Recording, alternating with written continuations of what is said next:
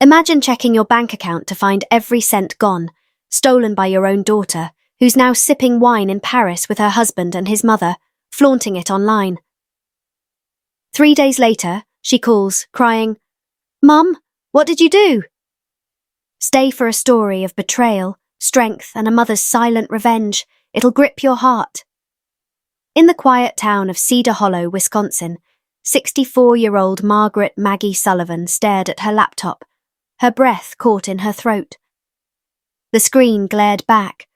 Available balance, $0. Her hands, weathered from years of sewing for local boutiques, trembled not from age but from a gut-wrenching truth.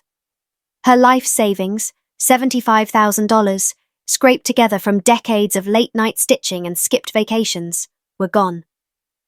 She was 64, widowed, and now penniless. She called First Cedar Bank. A robotic voice droned. Then a clerk confirmed her nightmare. Multiple wire transfers, all to an account under her daughter, Abigail Abby Larson, 32. "Ma'am, do you wish to report fraud?" the clerk asked, detached. Maggie hung up, her small farmhouse silent, except for the hum of a refrigerator and the distant chirp of crickets. Her neighbour, Helen, called the old landline. "Maggie, have you seen Abby's Instagram? She's in Paris with Derek and his mum, living like royalty." Maggie's heart sank. She opened her rarely used phone, found Abby's profile, and saw her daughter, the girl she'd raised alone after her husband's death, laughing in a Parisian cafe. Abby, in a $1,000 dress, clinked glasses with Derek, 34, and his mother, Lorraine, 60. The caption read, "Paris, our fresh start. We earned this." Derek commented, "Thanks for the boost, mama-in-law," with a cash emoji. Maggie didn't cry. She sat in her faded armchair, bought when Abby was 8 with her first big sewing paycheck, and felt a shift. A smile crept across her face, not of joy, but of clarity. In Paris, Abby raised a glass under twinkling lights, oblivious to the storm brewing. Derek whispered, "Taking the money was smart. She's old. She doesn't need it." Lorraine smirked. "She's clueless, probably still sewing those tacky quilts." Abby stayed quiet, her eyes on the Eiffel Tower, but a flicker of unease stirred within her. Maggie's farmhouse felt heavier that night. Photos lined the mantel. Abby at her first recital, her high school graduation, her wedding, which Maggie had funded with $5,000 from her savings. At 19, Maggie sold her mother's heirloom necklace to cover Abby's dance lessons. At 25, she refinanced her home for Abby's college tuition. At 30, she paid for Derek's consulting startup, $10,000 down the drain. "Mum, you don't get our world," Abby would say, brushing off Maggie's concerns. "Derek and I have plans. You're in my heart. But I can't stay tied to you forever." A month ago, Maggie had driven to Abby's condo in Madison, carrying a homemade apple pie. She knocked, waited, and was met by the doorman.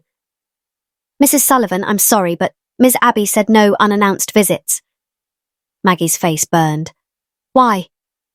The doorman shrugged. "They're rules, ma'am."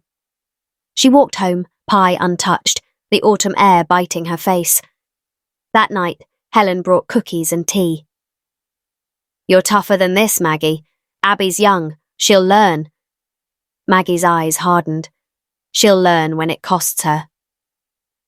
In Paris, Abby laughed with Derek, but overheard him on the phone. "It's done. The money's ours. We'll ditch her in Spain." Lorraine chuckled. "She's too naive to notice." Abby froze, her wineglass trembling, but said nothing, lying beside Derek that night, eyes wide open. In Cedar Hollow, Maggie sipped chamomile tea, her sewing notebook now a ledger of justice. She wrote, "This isn't the end. It's my awakening. My silence will speak louder than their greed." She slept soundly, no tears, only purpose. 3 days later, Abby's call came, her voice frantic. "Mum, the accounts are frozen. What did you do? Maggie's heart raced, but her voice was ice. I protected what's mine, Abby. You took everything. Now learn to live with nothing. The line went dead.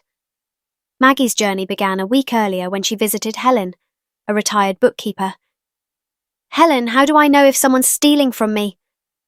Helen frowned, pulling up Maggie's bank portal. They found transfers, $500 here, $2,000 there, all to Abby's account, some with forged signatures. This is theft, Maggie. Elder abuse. Maggie's jaw tightened. She visited the bank, meeting Mr. Porter, her long-time teller. I want every transfer stopped and investigated, she said. Mr. Porter nodded, filing a fraud report. Maggie hired Ms. Callahan, a local attorney, who confirmed, "This is serious. We'll freeze their accounts and file for elder protection." Maggie's phone buzzed. Abby, Derek, Abby again.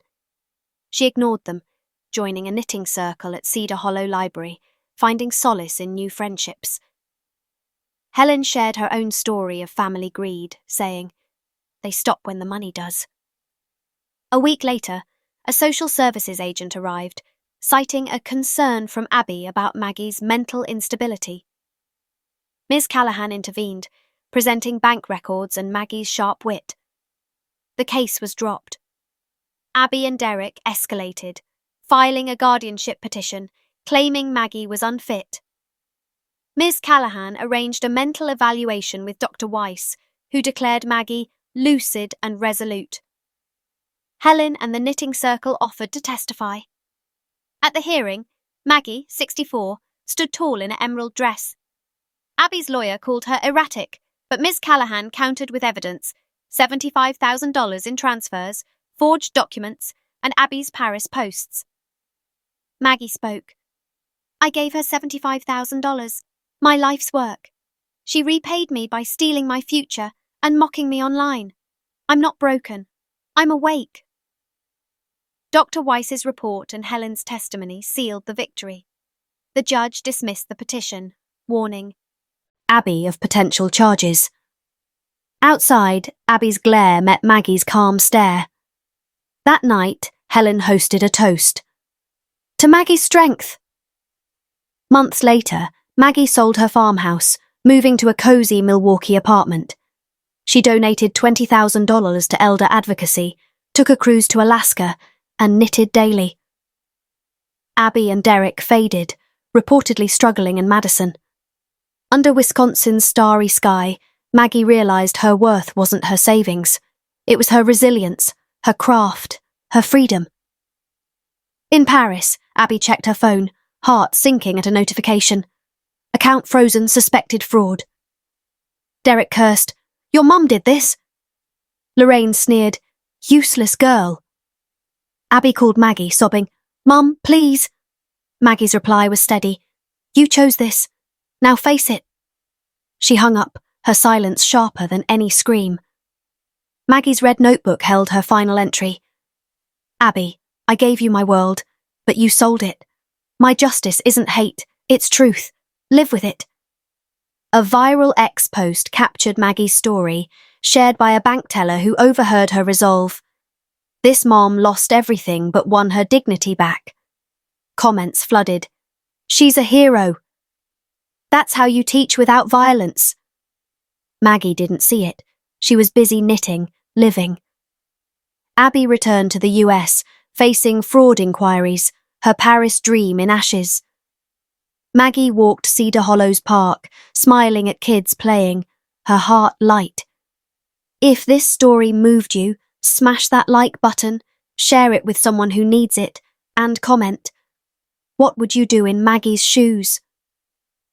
Subscribe for more tales of courage. Your support keeps these stories alive. Stay fierce. Till next time.